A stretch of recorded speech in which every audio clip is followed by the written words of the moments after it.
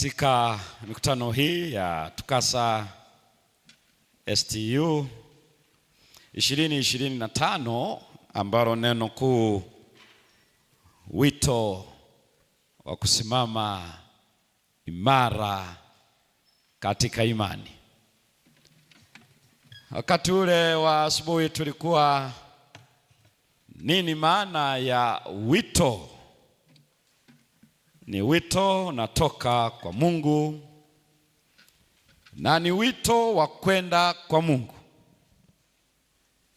Huu ni wito wa kwenda juu, ni wito wa mbinguni, ni wito mtakatifu. Hiyo ilikuwa ni asubuhi ambako ilikuwa ni kutusaidia kufahamu huu wito ni nini. Lakini mchana huu wa leo na masaa ya jioni tunaenda sehemu ya pili ya hii theme, Stand Firm,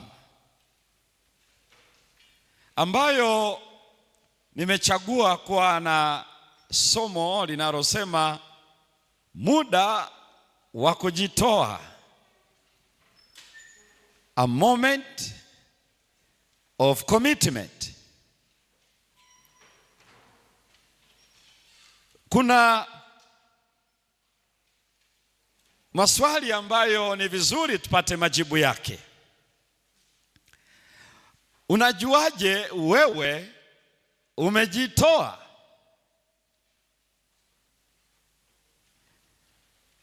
Commitment inakaguliwa katika maeneo makubwa matatu, kirahisi sana. Ili ufahamu umejitoa kiasi gani, watu wanaangalia wale unaohusiana nao karibu sana. Wanaweza kusema umejitoa kwao, kwa sababu kuhusiana na hao watu muda mwingi ama sana vitakugharimu mambo mawili. Moja, muda, time factor. Mbili, money. Hakuna mahusiano ambayo hivyo vitu viwili haviwezi kutumika. Wewe ingelikuwa waliooa na kuolewa anasema fulani siku hizi hanipendi, unamuuliza umejuaje hakupendi? Utaona wana raise vitu viwili. Time factor, hawezi kuzungumza nami sana muda mwingi kwa simu kama yuko mbali. Kwa hiyo kama ni uchumba, anasema anaona kama uchumba unalegalega, naona kama mwenzangu amefikiri tofauti. Why? Time factor. Kama muda wa kuzungumza unapungua, maana yake less commitment. Lakini pia material. Kwa nini vitu viwili? Kwa sababu time na money ndivyo vinavyobeba maisha. Wakati Mungu anasema utakula kwa jasho, anasema utafanya kazi. Katika ile Mwanzo 3:19 utakula kwa jasho. Wathesalonike ya pili 3:10 anasema asiyefanya kazi na asile chakula. Sasa ili mtu aweze kuishi anakula, na anachokula amefanya kazi. Anafanya kazi kwa sababu matumizi ya mambo mawili. Anatumia time, halafu anatumia talent. Kwa kuwa yuko hai, kila mmoja ana hiyo talent ambayo anaibadilisha ilete money. Hakuna anaweza kufanya kazi bila time factor. Ni yule aliye hai ndio anaweza kufanya kazi. Na hivyo mtu anapokuwa anasema huyu hayuko commitment tena kwangu. Maana yake ile time factor ikiwa inapungua, maana yake mahusiano yamekufa. Ndio maana aliyekufa Kiingereza anasema the late, hana muda. Kwa hiyo kama mtu hawezi kuzungumza na wewe, hawezi kuwasiliana wewe kwa njia yoyote ile, anakuwa the late. Kama sio yeye, basi commitment imekufa. Lakini pia ikiwa mtu yuko commitment, lazima utaona material, utaangalia kazi za mikono yake zitaelekea kule ambako commitment yake ilipo. Kwa hiyo hivi vitu vinakagua how commitment somebody is, na hiyo ndio inachozungumzwa unapozungumzia habari ya to stand firm. We talk about commitment. Na ndio maana kuna mtu yote atasema nampenda Mungu, lakini no time with God. Halafu anasema nampenda Mungu, hawezi kuomba, hawezi kusikia neno lake anajifunza, hawezi kuingia katika ibada, lakini anasema nampenda Mungu. Anasema no, there is no commitment, kwa sababu time factor. Na ndio maana Sabato inaenda kukagua commitment ya wakazi wa dunia, because it's about time. Kwa hiyo mtu anaposoma siku ya Sabato, maana yake ni kweli hayuko commitment kwa Mungu katika ukweli anaojua. Ndio maana hawezi kutoa ule muda na Mungu kwa sababu ya time. Lakini pia kwa nini mtu anasema huyo hampendi Mungu? Kwa sababu material hayaji upande wake. Mtu anaweza akasema anamtii Mungu, lakini sio mwaminifu kwa zaka na sadaka. Never. Commitment inakuwa checked up, time and money. Kwa sababu ikiwa mtu yuko hai, lazima ataproduce, na kile unachoproduce kina carry your life.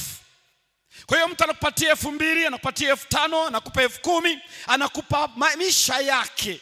Usikague kama 5,000, amekupa sehemu ya maisha. Kwa hiyo ndio maana mtu akisema huyu anampenda Bwana, lakini anaonekana anamtumikia, ila hawezi kutoa mali kwa ajili yake. Never.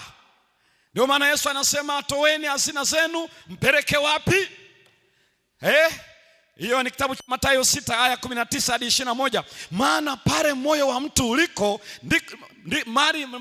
moyo wake, hazina yake mtu ilipo, ndiko na moyo wake uliko. You can never separate material and the heart. Hajawahi tokea mtaalamu kama huyo, na hata tokea. Kama fedha zinaenda mahara, it's because the heart is already there. Mali haziendi pale ambako moyo haujawahi kwenda. Kwa hiyo ndio maana unaona siku hizi nilikuwa nazungumza wakati wa mchana, watu wenye kwikwi zingi, wenye matatizo mengi, wanapoingia kwenye unabii kwa sababu ya matukio, wanasema unajua sio tu hivyo, wanasema Yesu haji. Yesu wanasema Yesu anakuja 2025 au 31. Lakini pia wanasema hakuna haja ya kurudisha zaka na sadaka. Wanasema ilikuwa ni Old Testament understanding. Kwa hiyo Yesu alipokufa msalabani anasema hawezi kutoa tena. Lakini kwa sababu watu hawako committed to God, kwa hiyo wanaona hiyo ni tafsiri nzuri sana ya uelewa. Commitment inahitaji vitu viwili, lazima vikaguliwe. Kwa sababu hata mke wako, mume wako, hata mchumba, hata nani, if you don't spend your time with him or her, if you don't spend your material for him or for her, that means you are not committed.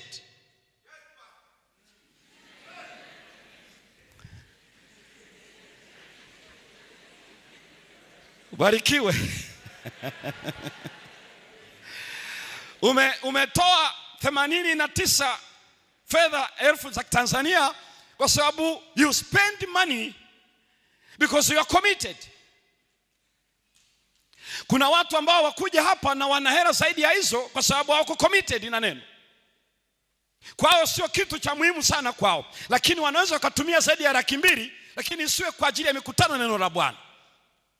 Kwa hiyo mtu mmoja akisema mimi nampenda, mimi namjali, mimi namtunza baba yangu, namjali mama, najali sijui na nani na nani, lazima tuulize, the time you spend and the material you use. Wala hahitaji kitu kingine, ni hayo mambo mawili tu, kwa sababu hivyo ndio vinafanya uendelee kuishi. Kwa hiyo ukitumia mambo hayo, maana yake kweli muda wako, maisha yako umeweka kwake, kwa sababu hivyo vitu ndio vinavyoleta maisha.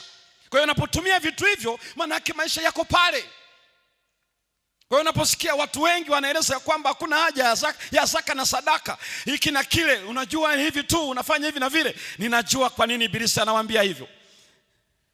Ni kama wanasema hakuna haja ya kutunza familia yako, sio muhimu uwepo nyumbani, hata ukilala kule Tanga, hata ulale kule Dar es Salaam, lakini nyumbani wanajua imradi uko hai. Ndicho anachojaribu kueleza. Halafu aseme huyo ni mama aliye committed na familia yake. Halafu aseme huyo ni baba aliye committed na familia yake, wakati no time with their family members. Kwa hiyo ikiwa hawezi kutoa mahitaji kwa familia, halafu aseme huyo ni baba ambaye yuko committed, how? Kwa hiyo ndio unaangalia commitment. Kwa tunapoangalia a call to stand firm is a moment of commitment. Tuombe. Mungu wetu, tuko mbele zako tena jioni hii, unapotufundisha ukweli wa maana ya kusimama imara. Kila mmoja wetu hapa tuna shauku ya kuwa hivi kama hawa wenzetu katika zama zao. Roho wako mwema tufundishe ukweli huu kwa jina la Yesu Kristo, amina.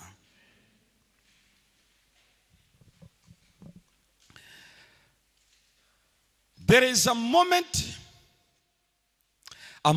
of commitment. Ikiwa hawa vijana watatu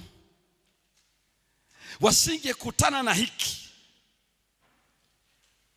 challenge,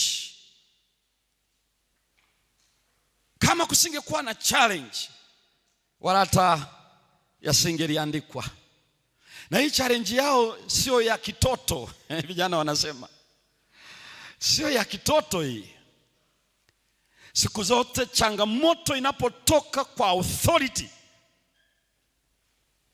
talking about the government, talking about the political challenge, that is the real challenge. If you want to know it's a tough challenge, try to be right when the government is wrong.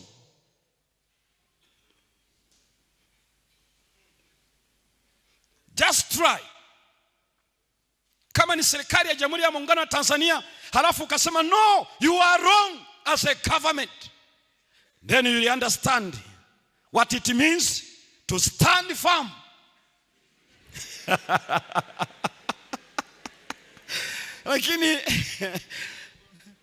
Lakini wewe unajua hapa ukinifukuza nyumbani nitaenda kwa shangazi, nitaenda kwa nani. That's small challenge.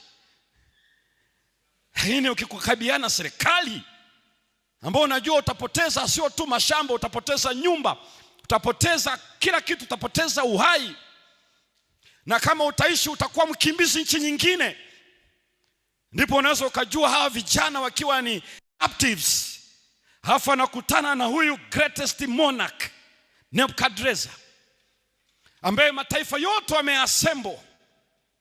Halafu hawa vijana, kwa sababu wakati Nebukadnezar analeta hii challenge, ilikuwa ni mwaka wa 18 ya utawala wake, the very moment ambayo Jerusalem iliangushwa mwaka wa 586 before Christ. Kwa hiyo kwa maana nyingine ya kwamba you cannot challenge Nebukadnezar and his God. Mataifa yote by then yalikuwa yana pay homage to him, pay allegiance to him and to his God. Kwa hiyo ilikuwa ni challenge ambayo this time ni kuonyesha ya kwamba who is Nebukadnezar and who is God. The shakers and the movers were all gathered. Hii sio challenge ya kitoto. Wewe ukiweka miaka 10 na kitu jumlisha miaka 18, hawa vijana unaona wana miaka ya mianzo ya 30 na kitu. Ndio umri huo sasa hivi wako.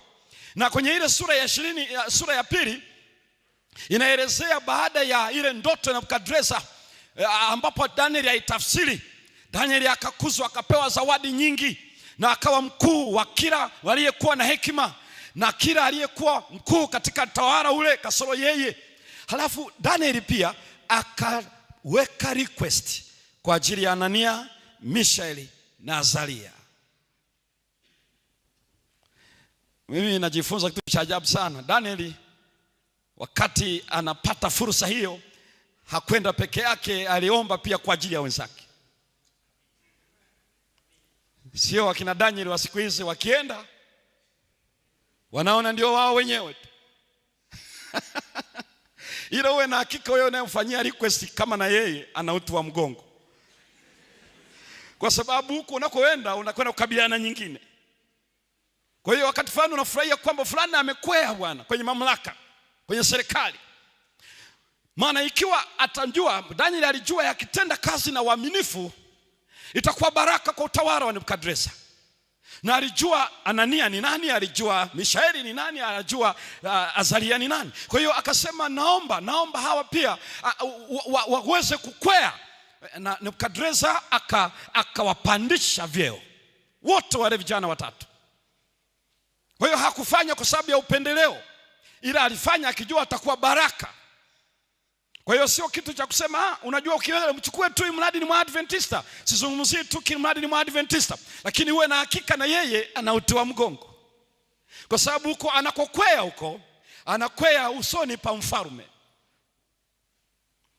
Kwa hivyo hii sio kanuni inayosikia kwamba the higher you go the cooler it becomes. This is inversely proportional. The higher you go the hotter it becomes. Kwa hiyo usije ukasema nimefurahi amenikumbuka bwana rafiki yangu tulisomaga naye tulikuwa tukasa summit 2025. Usisahau kale unavyosogea karibu ndivyo joto linaongezeka. Kwa hiyo na wewe utakapokubali ukubali, kwa sababu saa hii Danieli atajwi, hayupo, ila ni wao ndio wapo. Kwa hiyo usije ukasahau ya kwamba unapokwea pale sio kwamba utasimama na yule aliyekupendekeza kwa mtawala fulani, mtu mwema tulifanya naye kazi tukiwa Songea, tuliwahi kufanya naye kazi ikiwa mara fulani, ana tabia na ustawi wa kufanya eneo hili linyanyuke juu. Lakini usifikiri wakati wa kujaribiwa kwako huyo atakuwepo. The Bible is silent. Where was Daniel? It is quiet. Usije ukasema wewe ndio uliniambia, wewe ndio ulinipendekeza, au ndio saa yako. For every action there is equal and opposite reaction. Hiyo ni Isaac Newton's law, the third law of motion. The moment you start the motion, make sure there is opposite, and not just opposite but equally. Kwa hiyo mwendo unaochukua ndio mwendo huo utakaokabiliana nao. Kwa lugha nyingine, unaposogea juu na tabia ya uadilifu, uwe na hakika jaribu lako sio la kitoto. Kwa hiyo usije ukasema kama unahitaji kwenda juu kwenye kilele, maana yake unahitaji better things. Na Mungu anataka vijana waempeleke juu, kwa sababu anajua ndio hawa wanaoweza kufanya kitu ambacho akitamka kuanzia Nebukadreza, wale wengine wote watajua Mungu ni nani. Kwa hiyo ndicho kinachokiona kinafanyika pale. Kwa hiyo ilikuwa ndani ya kipindi hicho cha miaka 30 mwanzoni hapo ndio vijana hawa wanajikuta kwenye ile hali kubwa sana. Sasa hapa kuna mambo matatu. Kabla tujaangalia tafsiri yenyewe, isikilize kwenye Biblia inavyoeleza nini maana ya commitment. Baada ya kuelezea ile general understanding of commitment, hebu tuangalie vizuri inavyotajwa hapa. Namba ya kwanza, msomaji hebu fungua kitabu cha Daniel katika hiyo sura ya 3, tutasoma aya ile ya 4 na aya ya 5. Hapa unapata clear instructions. Nataka uangalie vile commitment inapokuja. Clear instructions. Mstari wa 4 na mstari wa 5. Hebu soma Daniel 3. Danieli sura ya 3 mstari wa 4, neno la Mungu nasema, ndipo mpiga mbiu akapiga kelele akisema, katoa tangazo, enyi watu wa kabila zote na taifa na lugha, ndio mmeamriwa hivi, wakati mtakapoisikia sauti ya panda, ndio, na filimbi na kinubi na zeze na santuri, sawa, na zomari, ndio, na namna zote za ngoma lazima kuanguka na kuiabudu sanamu ya dhahabu mfalme Nebukadneza aliyoisimamisha. Clear instructions. Kabla hujaangalia neno stand firm, kwanza angalia clear instructions. Instruction inasemaje? Maana wote wameshaitwa wako pale. Na wa vijana wapo. Na sio tangazo ambalo lilitolewa tu leo, ni kabla, even before. Kwa sababu tangazo lilitolewa usiku mmoja kabla. Na wanapokuja siku hiyo wakarudia. Instruction ilitolewa very clear. Kila mtu atakayesikia kitu gani? Sauti. Na hiyo angalia instruction ikawa added na great emotional and psychological music. Angalia unajua ule muziki haukuwa wa kawaida ule. Kila chombo cha muziki full of emotions. Unaona watu wanapiga muziki mpaka wanavuaga mashati, hawahitaji kuvaa nguo tena. Hapo emotion iko juu. Watu wanaimba mpaka machozi yanatoka. Kwa sababu machozi ni itikio la emotion.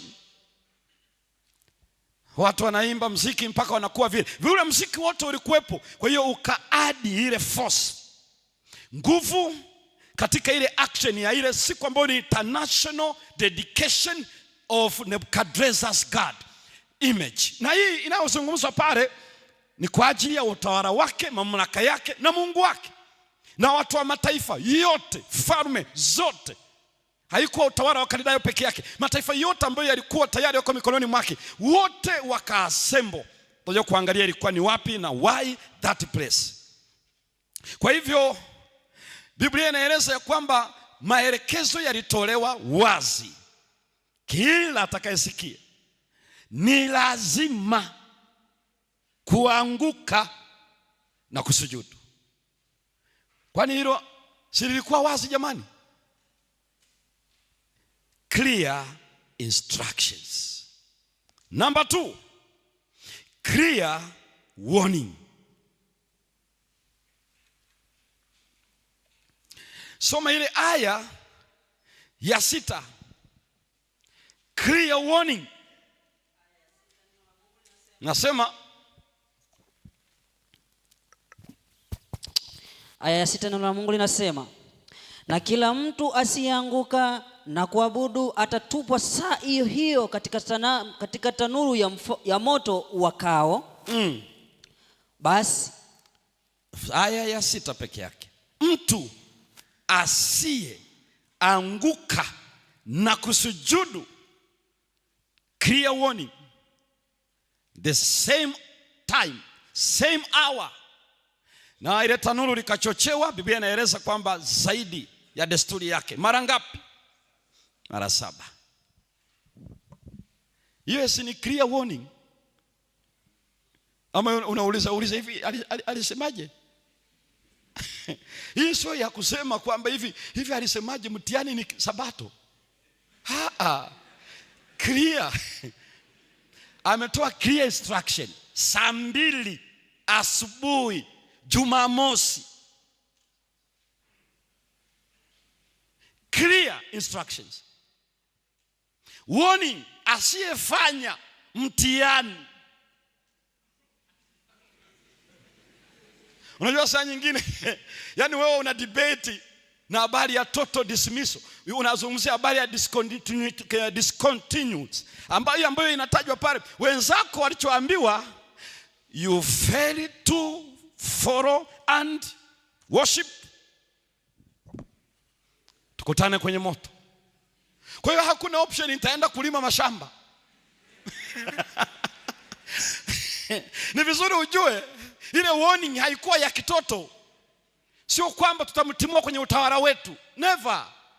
Huyo amepoteza sifa ya kuishi.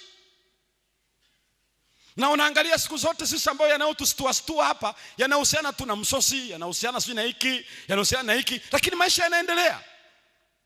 Kwani ukisema usipofanya mtihani, usipofanya hiki na kile, usiposimama kwenye ile ofisi, watakufukuza kazi? Ndio. Kwani ukifukuzwa kazi ndio utakoma kuishi? Money made fear. That's not real fear. Tuna watu ambao hawana ofisi za serikali na wanaishi mpaka wameajiri wasomi. Saa nyingine ni hofu tu za mzaa. Ni mzaa tu tunaofanya. Ni vizuri ujue a call to stand firm. Ni vizuri ujue ni maeneo yapi.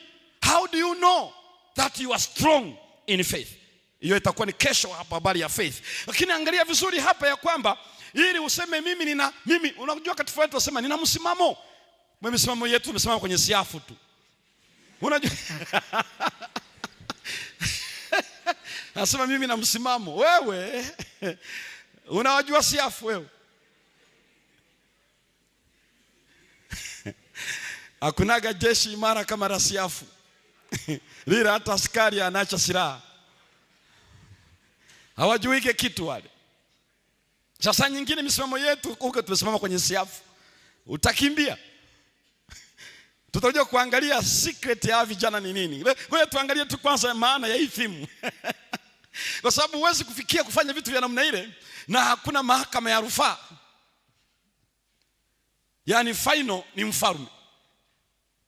Na hapa aseme ya kwamba tutawafukuza, aseme watafanyaje, ila ni swala usipoanguka. Na amesema ni lazima, instruction iko namna ile. Na alafu warning ikawa attached, very clear. Usipofanya muda huo utatupwa kwenye tanuru. Sasa hayo yanapokuwepo pale, clear instructions plus clear warning that calls for clear stand. Hiyo ndio unaoiona sasa hapo. Yaani wakati hapo ndio kuna clear instructions, kuna clear warning, and then we have 3 Jews ambao standing out is also very clear. Very clear. Sio wale wanaosema unajua kwa nje nimesimama lakini katika moyo ninasujudu. Acha biashara hiyo. Hii ni clear stand. Acha wale ni wale hawana uti wa mgongo wale. Spineless people. Wanasema the outside I'm standing up, but in the inside of me. Ndio wale wanaosema wanavaa ovyo afa nasema Mungu anajua moyo wako. Mama. Huo moyo ni takataka, peleka bafuni kwa sababu ni mchafu huo. Tunatuambia Mungu anajua moyo. Tambara bovu hilo. Anajua moyo. Eti kwa nje niko hivi lakini ndani ya moyo wangu ni pasafi. We. Uligundishwa na super glue. Kama ni hereni uliweka kwa mkono wako, na kabla hujaweka kwa mkono wako ni kwa sababu moyo ndio umevaa hereni. Hereni haiwezi kuning'inia hapa mpaka moyo uning'inie hereni. Haiwezekani. Yaani unajua chochote kinachoonekana kwa nje lazima kiko ndani ya wapi? Ya moyo. Hakuna mtu anafanya chochote ambacho kiko ndani ya moyo. Sana itakuwa ni unafiki. Kwa sababu unafiki unasema ngoja nifanye hapa ni bende alitro alafu baadaye taamsha tena uaminifu wangu. Hamna. Kwa hiyo hawa vijana wakiwa na clear instructions, maelekezo yaliyo wazi, onyo lililo wazi na msimamo ulio wazi. Hiki ndicho kinachozungumzwa pale. Msimamo wao ni upi? Angalia ile aya ya 7. Alafu ende aya ya 10. Soma tu aya ya soma ile aya ya 7, alafu soma aya ya 12. Clear stand. Aya ya 7 inasema basi wakati huo watu wa kabila zote waliposikia sauti ya panda. Watu wa kabila zote waliposikia na filimbi, wakasikia aina zote za muziki hiyo, na kinubi, na zeze, ndio, na santuri, ndio, na zomari, na namna zote za ngoma.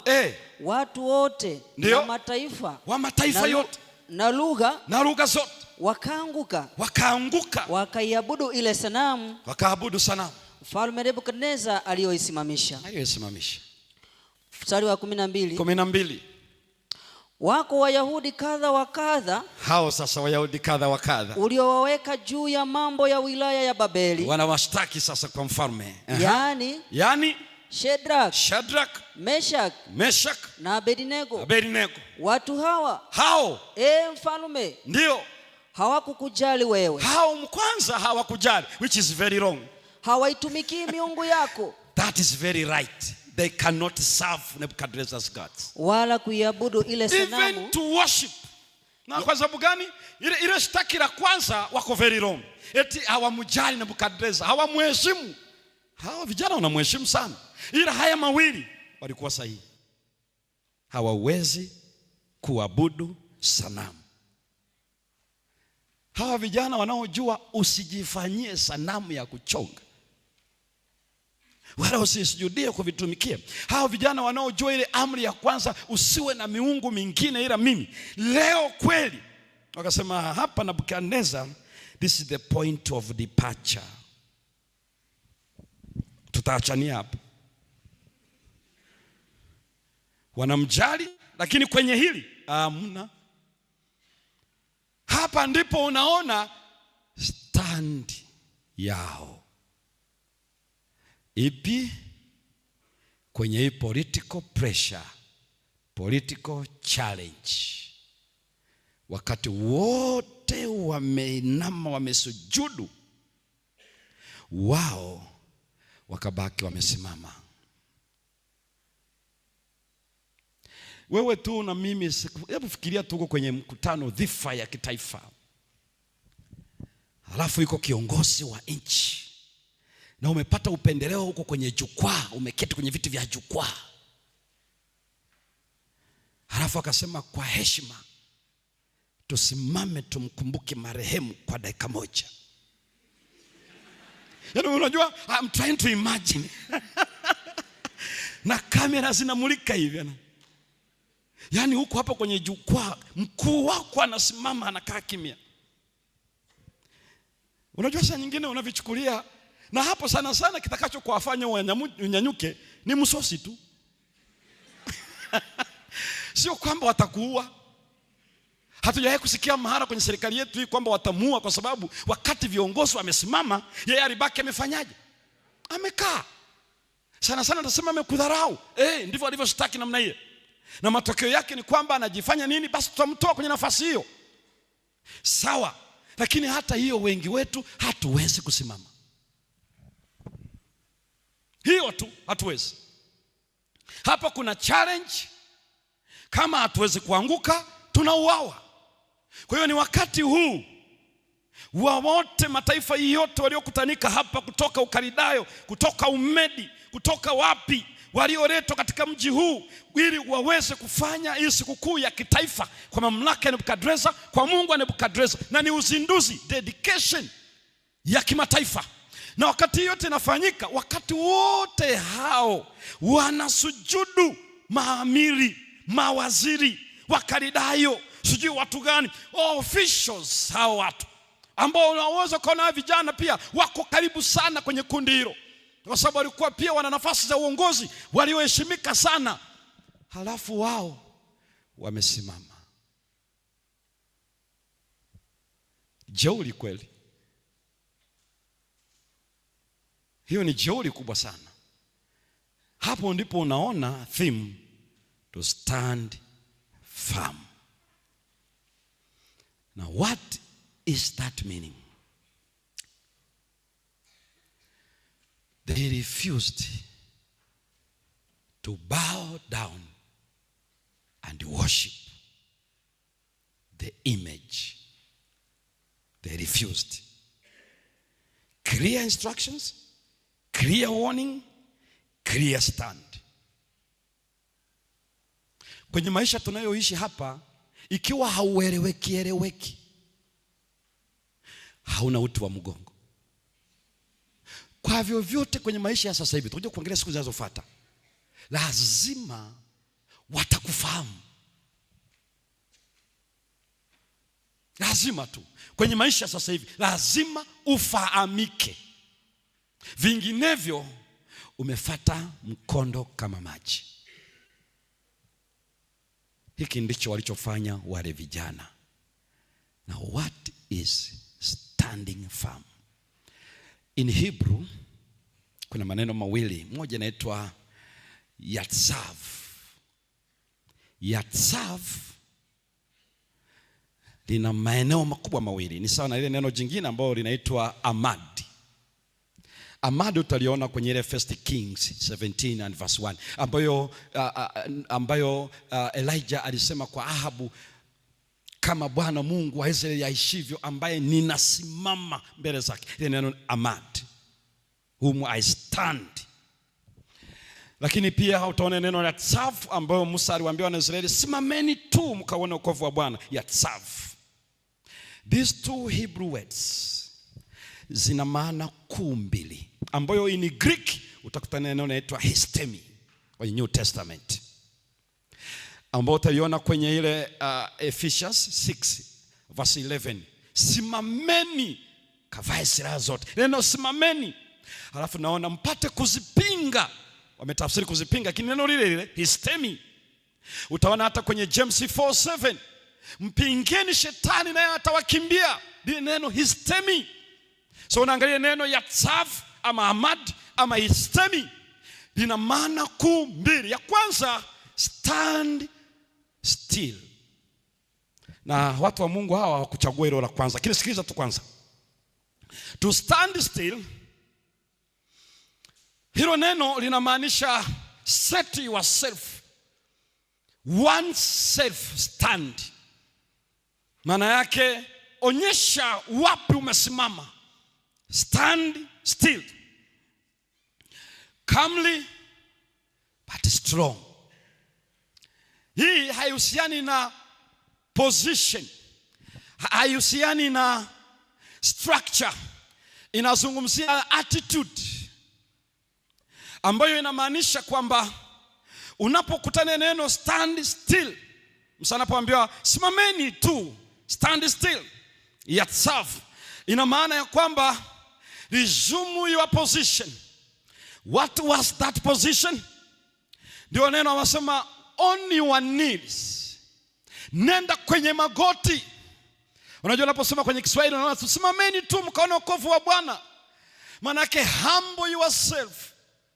Lower yourself down before God. Even if when we were captured by Egyptians army, you are safe. Sijui kama mnaelewa jambo hilo.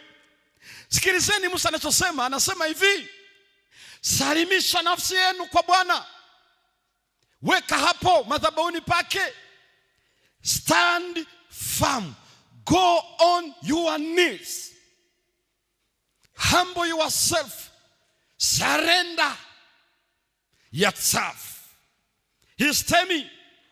Lakini hilo neno pia linamaanisha stand firm. To stand firm ndio hiyo, kama mtu ananyumbuka, is standing tall, standing strong. Maana yake unaona position yake, maana yake amesimama imara. Imara ni hayuko asiyebabaika, asiyebadilika, asiyetoka hapa kaenda kule. Firm.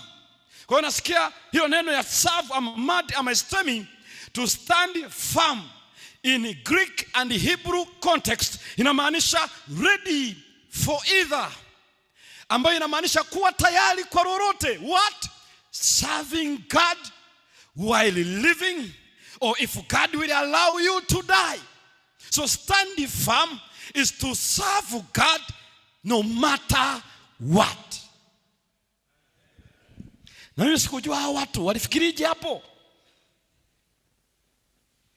Ndio maana niwaambia asubuhi washinda kujua Mungu anavyoongoza watu. Whatever the cost, when it comes to serve God, whatever the cost, you stand firm. Kwa hiyo histemi ama yatsav ama mad inamaanisha ya kwamba when we are confronted, when we are challenged, we have only two positions: on our knees and on our feet. on our knees, oh God, have mercy upon me, a sinner.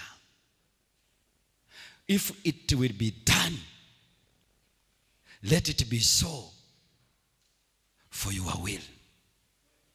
On our knees, that means I surrender. I surrender, then you can do to me whatever you like. Stand still. But stand firm. I'm ready to serve you. Whatever the direction, whatever the cost, I'm willing.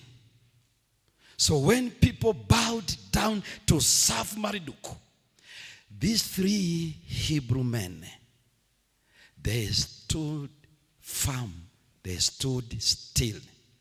In their heart, they were surrendering before God, while ready for either to serve God, even when doing so, that means the end of their lives. Hiyo ndio iliyotokea kwao, na ndio naona hapa, stand firm. Kumtumikia Mungu ni nini? Is not to bow on the other side, but to bow before God. Kwa hiyo kundi lingine wote walianguka kwa ile miungu. Kusimama kwao ilikuwa wameanguka kwa Mungu wa mbinguni. They were worshiping God, while others worshiping Marduk. This is the theme. Nini anachotueleza? Kwa sababu hii inatoa tafsiri ya hiyo theme, tutakuja kuangalia nini walichokuwa wamecount hawa vijana. Kwa sababu ilikuwa ni clear instructions, ilikuwa ni clear warning, na ilikuwa ni clear stand.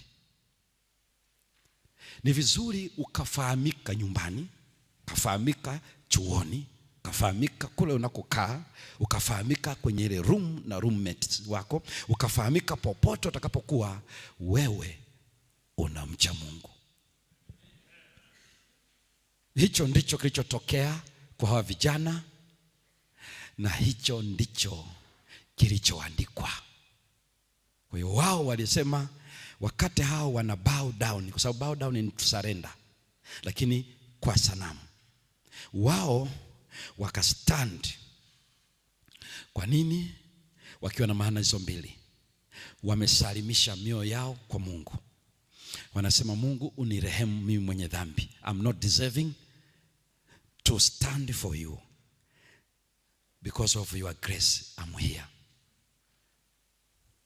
So, strengthen my faith. Ndicho nayoeleza. Lakini la pili, tuko tayari kukutumikia, standing firm. Na tutakutumikia hata tunapotupwa kwenye tanuru. Na hawakuja hivi kwa kufanya hivi kwa bahati mbaya. Ndio maana utaangalia lugha yao kwamba hatuna cha kujibu katika neno hilo. Tumekuja hapa, tumekwisha fanya maamuzi.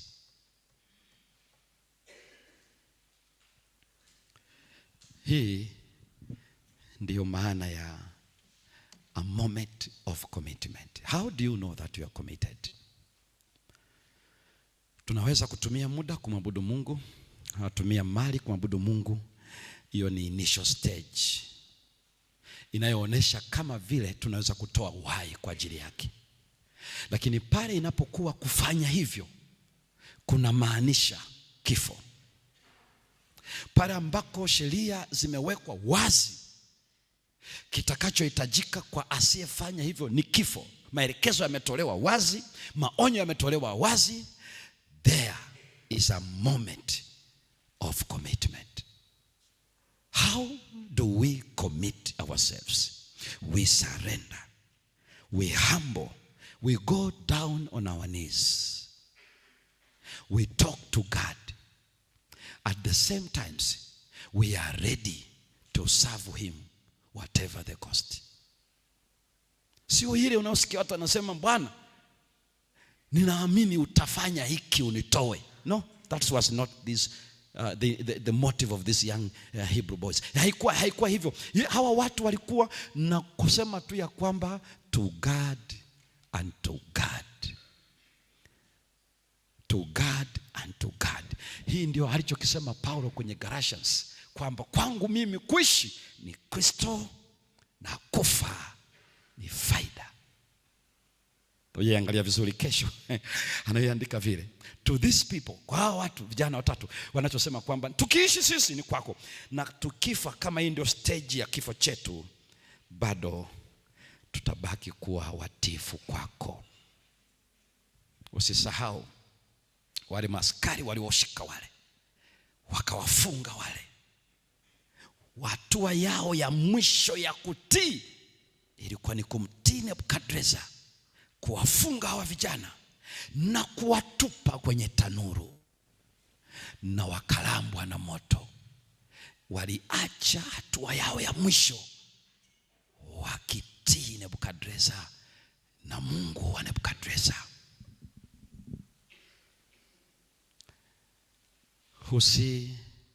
Usidhani huo mzaa wa kuyumba yumba utaendelea siku zote. Kuna siku ukiyumba, umeyumba mazima.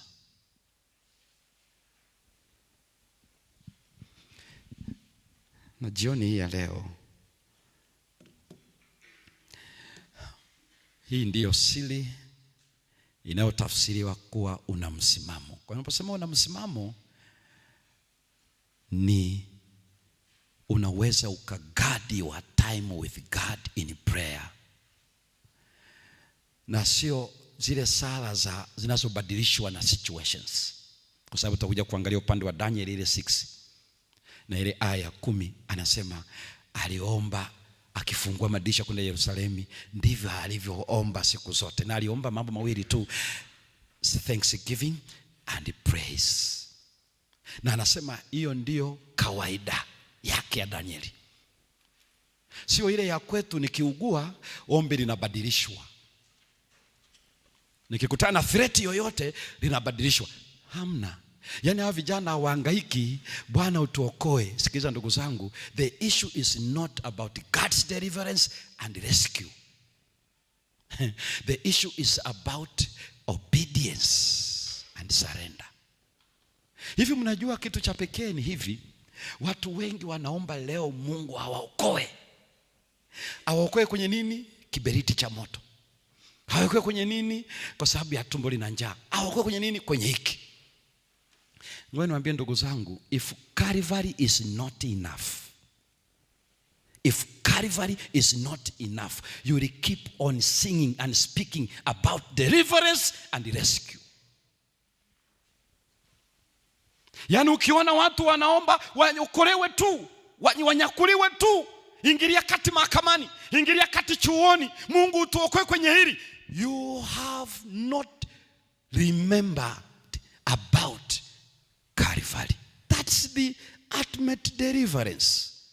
Hivi ni nini unatafuta? Nini natafuta mimi? Kwa nini nakomaa sana na Mungu niokoe, Mungu nikomboe? God's deliverance, God's rescue. Na hiyo ndio tunangangana nayo sana. These 3 Hebrew men, they are not after God's deliverance, they are not after God's rescue, they are after obedience and surrender to God. Hii ni kitu gani ambacho kinaendelea? Tuje kuangalia vizuri kuanzia kesho kutwa, uone kila ambacho ndio hasa the pivotal issue, where we are, where you will be, wherever you go. The issue is not God come and rescue and deliver me. The issue is, this is the right time to stand still and to stand firm.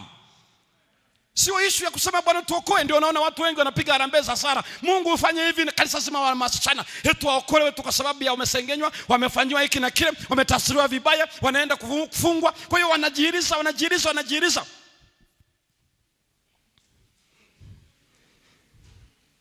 Na ndio naona mahubiri hayo ya wachungaji kadhaa kwenye madhehebu hayo ya wanaohamasisha watu, siku ya ukombozi wako, the time of deliverance, time of whatever, deliverance of economy, deliverance of whatever, deliverance. Rubbish. That's garbage. Na ndio maana watu hawawezi kukua kwa vituko kama hivyo. Na hiyo ni vitu vya kawaida tu. Hawajakutana na political challenge, hawajakutana na vitu ambavyo usipofanya wanazima kama kibatari. Lakini ndio tunaona hao, ndio wanaonekana ndio watu wenye roho wa Mungu hao. Restless mpaka upate mtoto ndio uone Mungu anakujali. Ndio naye amekukomboa pale. Alafu anasema mbona Hana aliomba? Hana kuomba kwa ajili apate mtoto amuonyeshe Penina. He had a broad understanding concerning the deliverance of the nation of Israel. Ndio maana aliomba mtoto wa kiume, sio tu mtoto. Na akisema ukinipa nakupatia, kwa sababu alijua hii prescriptions ya kazi ya ukuhani na kazi ya wokovu wa kusimamia neno la Bwana ilikuwa prescribed kwa men. Alafu nasema Mungu kama unifuatia Hana, wewe unataka kwako wa maonyesho, ili wajue na wewe ulienda leba.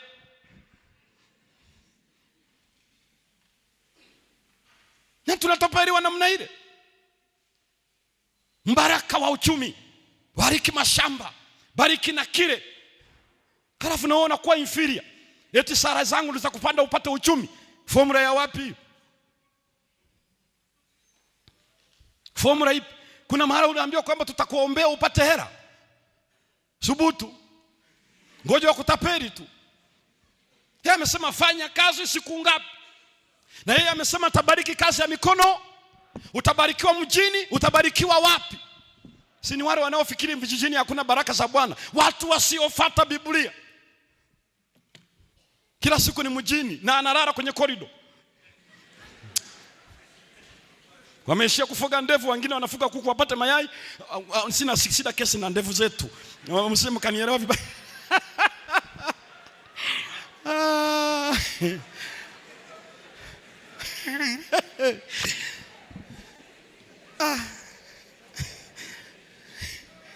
Kuna watu wanaamini mibaraka ya uchumi iko mjini. Na huyo naye ni Mkristo anayesoma Biblia.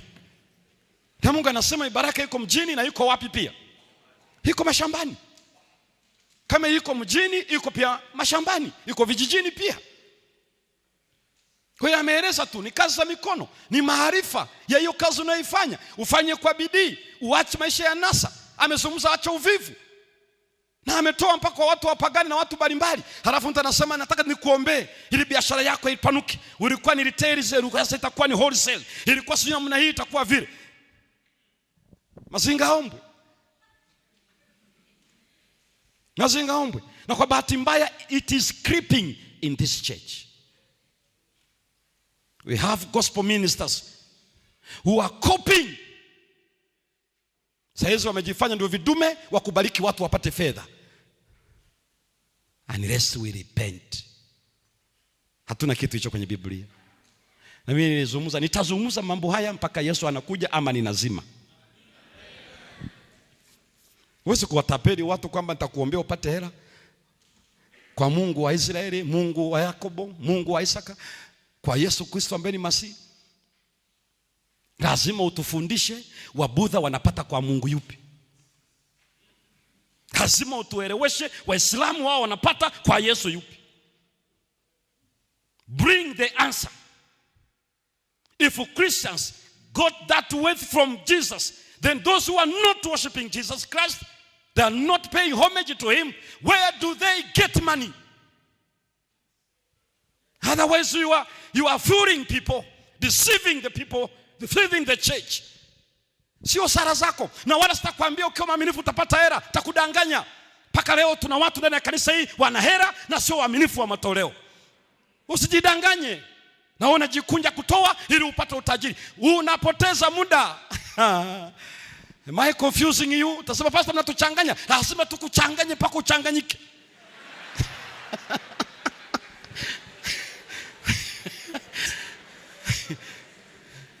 Sababu ipo hiyo formula. Mungu anajua. Ndiye aliyesema maneno haya. Akamwambia Yesu, akatamka mwenyewe, iweni kama Baba yenu wa mbinguni, huangazia jua wema na waovu, wanyeshea mvua wenye haki na wasio na haki. Hiyo ni Mathayo 5:45. Kama Mungu analeta jua kwa waovu, analeta mvua kwa waovu na waombi na wanamtukana, na unajua without photosynthesis there is no food. If there is no water there is no osmosis. Kama hakuna maji vitubisho havikwei kwenye mmea. Na unaona hali ya hewa ilivyo kwa sababu Tanzania watu wamelima kwa sababu hakuna mvua, mimea inanyauka. Lakini hata kama kutakuwepo na mvua na hakuna jua, hakuna chochote. Kwa hiyo Yesu aliposema Baba yenu wa mbinguni analeta jua kwa waovu na wema, analeta mvua kwa wenye haki na sio na haki, which means ndiye anayetake care the lives of everyone, knowing him or not knowing him. Halafu leo tunaifanya nyumba ya Sara kuwa siku ya kujaza mifuko na hela, mikate kwenye makabati. What?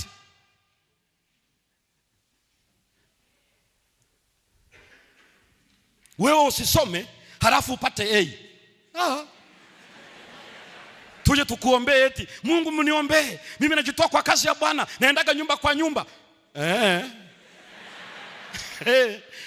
Utazungusha. Hakuna. Wala usije akasema mimi ni kiongozi wa TUCASA, muda mwingi nafanya hivi, kwa hiyo Bwana ndio wale wanaoomba Bwana naenda kwa kazi yako. Sasa simama kwa kazi yangu. Mna exchange na Mungu. Heti nimejitoa, sasa baki na kazi yangu. Tapia muro tu.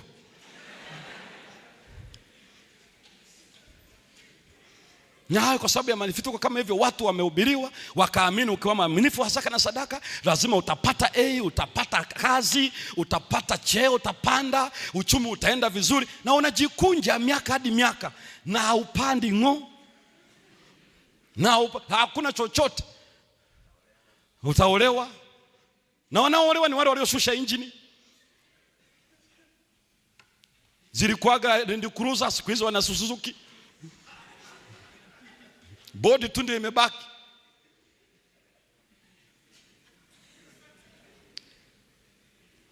Sasa ikiwa wote hao na wanaolewa, naona wajua kwamba sio waaminifu, lakini ndio wanaolewa, wanavaa shera. Halafu unamwambia ukiwa mwaminifu lazima utaolewa. Aya ipi ya kwenye Biblia ipi? Yeye amesema wewe mwaminifu mpaka uolewe. Uwe mwaminifu hata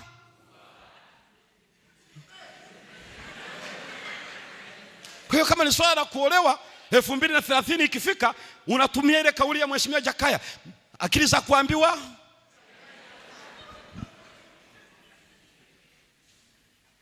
Kwa hiyo hawa vijana walisimama. Muda ambao hatujafikia hizo challenge ni muda wa kureview. Tumesimama juu yake. Are we willing to surrender ourselves to the point of death? Are willing to serve him no matter the cost? This is a call to stand firm. Na hii haiji kwa dharura. Ni namna unavyoweka miguu yako juu yake sasa hivi. When you commit your life the hands of God, to guard your time with God. Hii ndio wito tulioitiwa katika mikutano hii. Wenzetu walisimama, si ilitokea vile. Tutakuja kuangalia. Walifanya maamuzi kabisa, na walikuwa very calm, not rude, not arrogant, but very tough. Juzi nilisikiliza hotuba ya Kagame mwezi uliopita ule mwingine, akisema I'm bringing a call to Rwandese. Akasema hivi ya kwamba wakati huo ndio kidogo mataifa huko yanazungumza kile, akazungumza hiyo iko kwenye YouTube hiyo kitu. Akasema wanaweza kufanya chochote but they cannot bring me to my knees. Akasema ninawahitaji wa Rwanda pia iwe hivyo hivyo. Akasema you can do whatever but I cannot allow you to bring me to my knees. Maana yake I can never surrender to you. Na anajibu kwa mataifa yaliyokuwa yanamuona tofauti, kwamba uwezi kunifanya mimi nijisalimishe kwako. Hilo ni jiwe alikuwa anarusha gizani. Ukisikia amepiga kelele litakuwa limempata. Na ikanipeleka nikakumbuka ile ya Mahatma Gandhi. Na aliwaambiaga serikali ya Uingereza waliokuwa wanatawala India, akati anafanya na hiyo movement, wakamtishia kumuua. Mahatma Gandhi alijumba neno akasema kabisa ya kwamba mnaweza mkafanya chochote, mnaweza mkapata maiti yangu, lakini sio utii wangu kwenu. Mahatma Gandhi. Sasa ndipo uangalie sisi ambaye we have a reason to stand. Jesus. Kwa hiyo sisi tuna sababu kabisa ya kusema hatutajisalimisha kwingine isipokuwa kwa Mungu wetu. Na kama wenzetu hawa walifanya vile, maana yake huyo Mungu waliyetembea naye ndiye Mungu tuliye naye leo. Kwa hivyo anaweza kututengeneza hivyo hivyo kama alifanya hawa vijana. Anaweza kabisa. Kwa hiyo the moment of clear instructions and clear warnings, there must be a clear stand. Kwa hiyo tunaishi kwenye dunia ambayo inahitaji clear stand. We are Seventh-day Adventists, young men and young women. We are the remnant church. We have a very serious message, 3 angels message, to bear to our fellow human beings. Fear God and give him praise, for the hour of his judgment has come. Foreign Babylon, and we will stand and worship God, not receiving the image.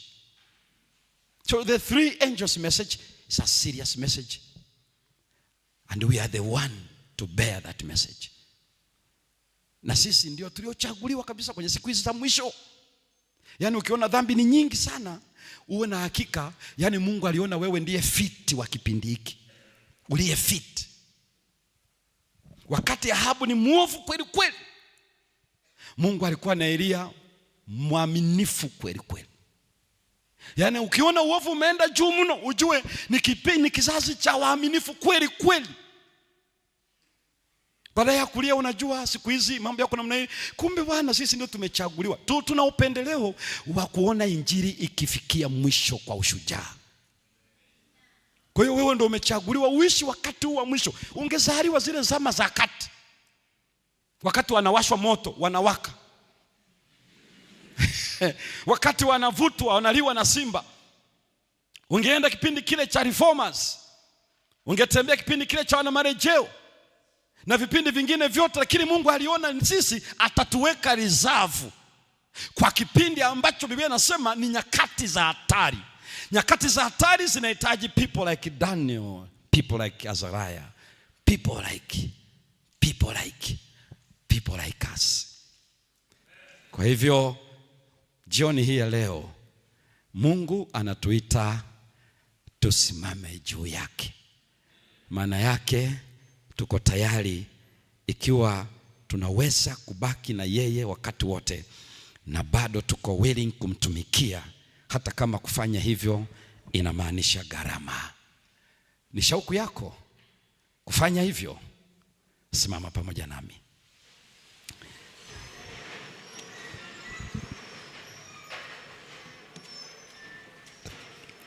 Kiongozi wetu Mchungaji Emmanuel Andrew ataomba kwa ajili yetu. Lakini ikiwa yuko kijana ambaye moyoni mwake anaona maisha ya hawa vijana yanampatia changamoto, anapocompare na contrast, anaona anahitaji neema ya Mungu. Yeye anajua vile yanavyoenda, lakini anatamani kweli kabisa haishi hivyo. Sasa tembea tuje hapa mbele. Basi ataomba kwa ajili yetu, lakini ataomba kwa ajili yako. Ikiwa unadhani moyoni mwako unaona kabisa kwamba hawa vijana wamenionyesha namna ninavyoweza kuwa tofauti kabisa kwa maisha yetu ya sasa, na ni wewe peke yako, tembea tu hapa mbele, na mchungaji karibu tu hapa. Ataomba kwa ajili yetu, a call to stand firm.